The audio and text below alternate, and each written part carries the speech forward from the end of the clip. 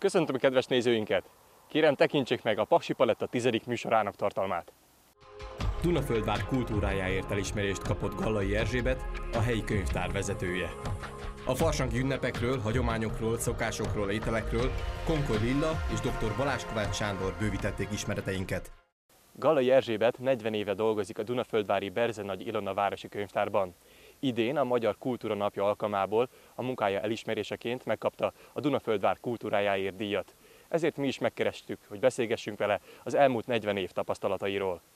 Idén megkapta a Dunaföldvár kultúrájáért kitüntetést. Mit jelent önnek ez az elismerés? Sok mindent jelent, elsősorban felhőtlen örömet, másodszorban a visszaemlékezést, mert azt hiszem, hogy ebben a kitüntetésben nem csak a munkámat ismerik el, hanem az itt eltöltött 40 évet is. 40 év egy munkahelyen nem kevés. A kultúra nem egy kifizetődő foglalkozás, ha úgy vesszük. Mi ösztönözte önt, hogy mégis kitartson ennyi időn keresztül?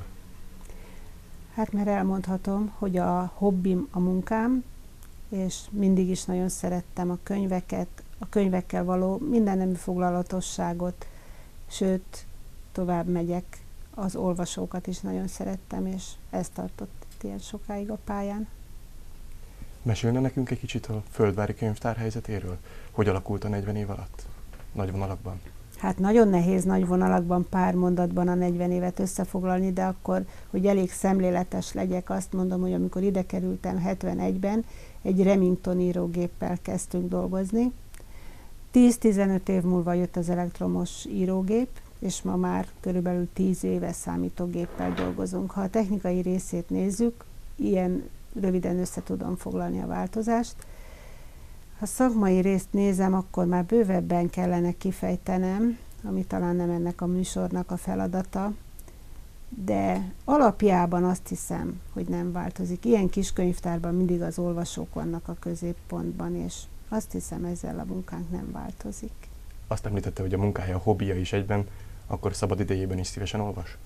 Szívesen olvasok, igen. Bevallom férfiasan, hogy az utóbbi időben egy kicsit kevesebbet tudok olvasni, mert a számítógépektől elfárad a szemem, és ezért is várom nagyon a nyugdíjat, hogy még többet olvashassak. Mennyi idő van még addig hátra? Nagyon kevés, körülbelül fél évet dolgozom még. A szerencsésebbik feléhez tartozik szerencsére. Ki a kedvenc írója, és mi a kedvenc könyve? Nagyon sok írót szeretek, de hadd emeljem ki Szabó Magda közülük. Tudniillik a mondandója, a világlátása és a gyönyörű magyar nyelvezete, azt hiszem, hogy ez a hármas teszi nekem a kedvencemmé. Elkeserítő, úgy gondolom, a manapság a fiatalok olvasási hajlama. Remélem, hogy megcáfol. Mi az elmúlt 40 év tapasztalata? Megint 40 évről kérdezett, nagyon nehéz, mert ezeknek a tapasztalatoknak is különböző szakaszai vannak. Amikor én elkezdtem dolgozni, akkor nagyon sokan jártak könyvtárba. Mondhatom azt, hogy az ifjúsági könyvtárba például annyian jöttek egy nap, mint manapság egy hét alatt. Ugyanakkor közbe jött az internet, a televízió, személygépkocsijuk lett az embereknek, kitágult a világ, nyilván, hogy ez az olvasási szokásokat is megváltoztatta, de én optimista ember vagyok, és látom az alagút végét, mert újra nagyon sok apró olvasónk van, akikből felnőtt korukban is bizonyára rendszeres olvasók lesznek.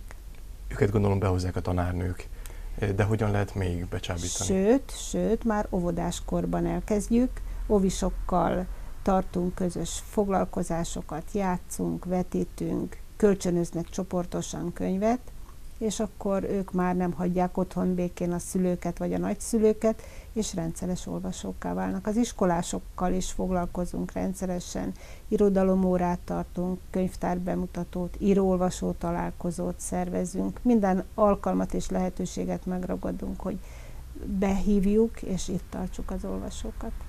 Ha választani kéne, akkor hangos könyv, vagy kézbevehető könyv, vagy az internet adta lehetőség által olvasható könyv? Igen, ismerem az e-bookot, és sejtem, hogy ennek nagyon nagy jövője van. Én nagyon szeretem a technikai újításokat, az internetet is nagyon szeretem, de kellő kritikával használom. Én azért továbbra is a könyvet részesítem előnybe, mert megfogom, lapozom, megszaglászom. Úgyhogy annak azért egy külön hangulata van, amit a technika azért ezt elhomályosítja. Itt Földváron a könyvtárban van lehetőség kiállításra is. Erre könnyebben bejönnek manapság az emberek egy kiállításra? Tudják az olvasóink és a látogatóink, hogy feltett célunk az volt a kiállítások szervezésével, hogy a helyi alkotóknak bemutatkozási teret biztosítsunk. Nagyon sok ember, ügyeskező ember alkot otthon, de nincs lehetősége megmutatnia magát. És azért saját városában ez nagyon jó dolog, és igen, élnek vele a kiállítók is, és jön a család, jönnek a barátok, úgyhogy szerintem ez egy népszerű program nálunk. Fiatalok is próbálkoznak kiállítással? Hát hogy, de nagyon sok ifjú képzőművészünk van, fotóművészünk van, akik már kiállítottak, de nyitottak vagyunk mindenre, ha valaki extrém dolgot akar kiállítani, mint ahogy már volt tetkó kiállítás is, mi nyitottak vagyunk rá, és szívesen megtesszük. Sok olyan program van, amit apostrofálnak kulturális rendezvényként, holott lehet, hogy az inkább valamiféle show elem. Erről mi a véleménye? Vagy csak show műsor? Show műsor. Én azt gondolom, hogy kell a kikapcsolódás, kell a szórakoztatás, természetesen nem kell béka perspektíva alá menni semmivel, azért mindennek legyen tartalma. Bizonyos szint alatt nem bírom elviselni, de nem ítélem el azokat, akik csak, idézőjelben mondom, csak szórakozni vágynak, néha az is belefér. Említette, hogy hamarosan nyugdíjba vonul. Milyen tervei vannak a nyugdíjas évekre? Hát vannak terveim, vannak magánéleti terveim is, és vannak közösségi terveim is. Egy mozgalomhoz szeretném csatlakozni, már többen beszélgettünk erről. Endrei Judit indított egy országos programot, és ahhoz szeretnénk, és ennek a kereteit meg szeretném teremteni itt Földváron. Ebben a műsorban, a mai műsorban farsangról is lesz szó. Fognak foglalkozni farsangi témával esetleg mostanában? Igen, tervünk szerint, és talán a budapesti tragédia ezt aktuálisá tette, mi nem tudtuk tavaly, amikor a munkatervet készítettük, de a gyermekorvost hívjuk meg farsangra, hogy farsang idején hogyan éljünk egészségesen, és hogyan szórakozzunk kulturáltan, és ez pont egybeesett ez a kettő. Szeretem az internetet, mert kitágítja a világot. Én legelőször körülbelül 10-12 éve Szexárdon a postán találkoztam az internettel, és könyvtárosok álltuk körül, és néztük a kongresszusi könyvtárat, az Amerikai Egyesült Államok kongresszusi könyvtárát. Én akkor már ott elájultam a csodálkozástól, és azt gondolom, hogy nagyon hasznos, fontos. Hát itt is mint mindenben a mértékletesség, ami számít, és azért sok információt ellenőrizni kell, ami ott van. Említette, hogy bízik a pozitív változásban, hogy visszatérnek az olvasók egyre inkább a könyvtárhoz. A fiatalokat mivel lehetne még esetleg motiválni, hogy ne csak könyvtárba, de képtárba, múzeumba, színházba is eljárjanak? Hát nyilván a korosztályuknak megfelelő kiállítókat kellene rávenni, hogy állítsanak ki. Nyilván, hogy a saját korosztályuk dolgai iránt fogékonyabbak. Azt gondolom, hogy érdeklődők a fiatalok, és akkor elmennek oda is. Vonzóvá kell tenni. Ösztönzik a szülők is a gyerekeiket a kulturális tevékenységekre? Hát az egész piculka gyerekeket az én elképzelésem szerint a nagyszülők ösztönzik arra, hogy nézzenek mesét. Hát a diavetítés szerintem az ma már nagyon kevés családban található meg a dia. Inkább leültetik a gyereket a tévé elé, és akkor DVD-t meg CD-t néz. De a mesekönyvnek igen van, nagyon szép mesekönyvek jelennek meg manapság, tele vannak ábrákkal, illusztrációkkal, nagyon színes illusztrációkkal, egyszerű szöveggel, ami 2-3 éves gyereknek nagyon érdekes lehet, és talán nem is kell neki más. Én igen azt gondolom, hogy szeretik. Hát élő példa, néhány kis olvasónk egyszerűen sír, amikor vissza kell adni a könyvet, mert ő annyira megszerette, olyan nehezen válik meg tőle, és hát nehezen érti, hogy ez csak kölcsön van, annyira picurka, úgyhogy ez mindenképp jó jel. Ha azt mondom farsang, akkor mindenkinek a maskarás, állatos bálok jutnak eszébe. De vajon honnan ered a farsang? Milyen népszokások kapcsolódnak ezen időszakhoz? Illetve milyen ételeket eszünk? Erről kérdeztem Konkoly Lillát, valamint dr. Balázs Kovács Sándort. Február van, erről azt tudják sokan, hogy ilyenkor a farsangi időszakot ünnepeljük, de lehet, hogy sokak, ha megkérdeznénk, nem tudnák, hogy mikortól és meddig tart a farsangi időszak. A farsangi időszakra ugye általában azt szokták mondani, hogy a víz keresztnapjától, vagyis január 6-ától Hamvazó szerdáig terjedő időszakot értjük alatta, hogy a Hamvazó szerda az már a húsvéti időszakhoz tartozik, hiszen a 40 napos böjti időszaknak, tehát a húsvét vasárnapot megelőző 40 napos böjti időszaknak ez a kezdő dátuma. Éppen ezért, mint hogy ugye a húsvéti időszakhoz kötött ünnep a farsang, ezért évről évre változó hosszúságú maga a farsangi időszak, hiszen hol február végéig tartó farsangi időszakról beszélhetünk, hol pedig március elejéig, március közepéig kiterjedő ünnepi időszak tartozik ide. A farsangi szokások egészen az ősi időkre visszavezethető hagyományokkal bírnak. Az ókori Rómában már ismerjük a Saturnália ünnepeket, amik szintén jelmezes, állarcos, alakoskodó felvonulások voltak.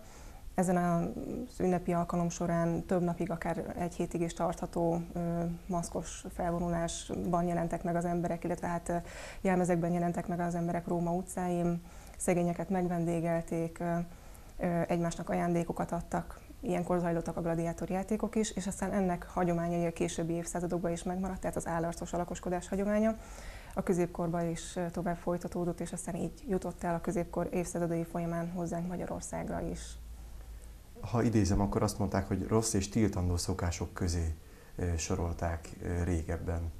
Igen, a középkorban ugye nem csak az egyházi, hanem a világi hatóságok is úgy vélekedtek, hogy a farsang nagy lármázással, zajongással jár, ezért a rossz és tiltandó szokások közé tartozik. De hát, mint ahogy látjuk, napjainkig megmaradt a szokása, úgyhogy mégsem sikerült egészen kiírtani a farsangolást. És ha már szokások, akkor Magyarországon a farsanghoz köthetően milyen szokások maradtak fönt? Ugye a farsang egyik legfőbb jellegzetessége a jelmezes, állarcos felvonulás, illetve az alakoskodás. Ennek eredete a középkorra vezethető vissza, a 15. századi Magyarországon jelennek meg tulajdonképpen ezek az alakoskodási szokások, hiszen vannak feljegyzéseink arról, hogy maga Mátyás király udvarában és itáliai mintára szerveztek állarcos bálokat, mulatságokat, és ő maga is Itáliából hozatott jelmezeket, állarcokat. Aztán néhány évtizeddel később II. Lajos magyar király is hasonlóképpen rendezett ilyen állarcos bálokat, egyik-másik bálon maga II. Lajos király is jelmezt öltött. Tehát ez az egyik legfőbb jellegzetessége. A magyar falusi társadalomban is bizony kedveltek voltak az állarcos jelmezes megnyilvánulások. Kedveltek voltak az úgynevezett zsánerfigurák, tehát a koldus, a halál, az ördög megjelenítése, illetve a férfi-női szerepcsere, tehát amikor a lányok legénynek, illetve úriembernek, illetve a legények pedig úriasszonynak, lánynak öltöztek be.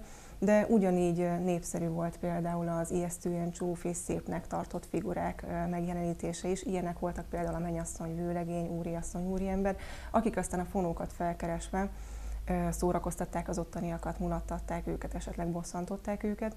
Ijesztően csúf figurák közé tartozott a halál, az ördög, a boszorkány, akik szintén incselkedtek és rémizgették a fonóbeli lányokat.